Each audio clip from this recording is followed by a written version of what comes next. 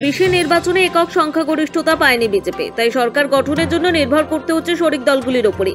এই প্রেক্ষাপটে বুধবার এনডিএ শরিকদের বৈঠক হয়। বৈঠকে এনডিএ শরিকরা কি দাবি করে সেই দিকেই নজর ছিল সকলে। তবে শেষ পর্যন্ত অপ্রত্যাশিত কিছু ঘটল না। সরকার গঠনে নীতিশ এবং চন্দ্রবাবু নাইডু দুজনেই লিখিতভাবে সমর্থন দিয়েছে বিজেপিকে। এনডিএর সমস্ত সদস্যই জোটের নেতা হিসেবে নরেন্দ্র মোদীকে বেছে নিয়েছেন। এনডিএর 21টি সদস্য দলের তরফে যে প্রস্তাব স্বাক্ষরিত হয়েছে তাতে লেখা হয়, এনডিএ সহযোগীরা সর্বসম্মতিতে নরেন্দ্র মোদীকে নেতা চয়ন করলেন। শনিবার মোদী তৃতীয়বার প্রধানমন্ত্রী হিসেবে শপথ নিতে পারেন বলেও খবর।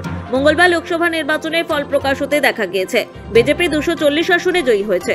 অর্থাৎ সরকার গড়তে তাদের আরও 32 সাংসদের সমর্থন প্রয়োজন। এনডিএ শরিকরা সেই সমর্থন দেওয়ার মতো জায়গায় রয়েছে। সব মিলিয়ে এনডিএ জোটের আসন সংখ্যা 292। এই অবস্থায় বুধবার সরকার গঠনের বিষয়ে আলোচনার জন্য 7 লোককল্যাণ মার্গে প্রধানমন্ত্রীর বাসভবনে এনডিএর এক বৈঠক ডাকা হয়েছিল।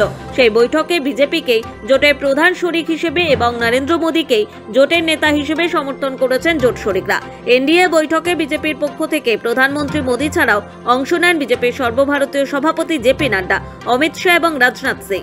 এনডিএ শরিক দলগুলি নেতাদের মধ্যে বিহারের মুখ্যমন্ত্রী তথা জেডিইউ প্রধান নীতিশ কুমার, তেলেগু দেশম পার্টির প্রধান চন্দ্রবাবু নাইডু, লোক জনশক্তি পার্টির চিরাগ পাসওয়ান, রাষ্ট্রীয় লোক দলের জয়ন্ত চৌধুরী, জেডিএস-এর এইচ.ডি. কুমারস্বামী, শিবসেনার একনাথ শিন্ডে, হিন্দুস্তান আওয়াম মোর্চার জিতান রাম মাঝি, আপনা দলের অনুপ্রিয়া প্যাটেল প্রমুখ উপস্থিত ছিলেন।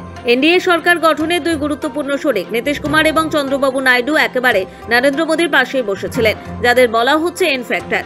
বোঝাই যাচ্ছে এন ফ্যাক্টরকে কোনোভাবেই হাতছাড়া করতে চাইছেন না মোদী। এদিন বৈঠকের পর এক্স হ্যান্ডেলে চন্দ্রবাবু নাইডু লেখেন, দেশের মানুষের জনাদেশকে সম্মান জানিয়ে সমস্ত এনডিএ শরিক সর্বসম্মতভাবে নরেন্দ্র মোদীকে জোটের নেতা হিসেবে মেনে নেওয়া হলো।